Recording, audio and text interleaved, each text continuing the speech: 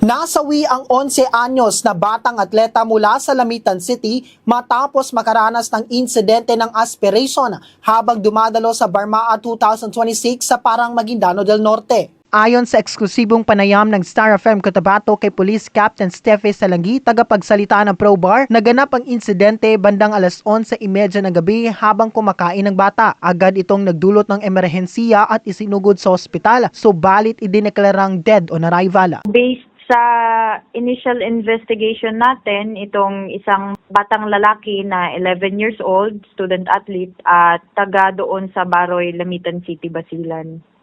Namatay nga due to acute respiratory failure due to aspiration last night at around 11:30 to 12 midnight doon sa Iranon District Hospital dito sa Parang Maguindanao del Norte. Sa kasalukuyan, wala pang opisyal na pinal na dahilan ng pagkamatay ang inilabas ng mga otoridad. Pinayuhan naman ni Police Captain Salangui ang publiko na laging unahin ang kaligtasan at mahalagang magkaroon ng kaalaman sa first aid, lalo na kapag dadayo sa ibang lugar o dumadalo sa malalaking kaganapan. Para sa ating mga atleta, sa ating mga guro at lahat ng kasama nila na nandito ngayon sa Parang Maguindanao del Norte para sa ginaganap na Barmaa, palagi po nating isaalang-alang unang-una yung ating safety.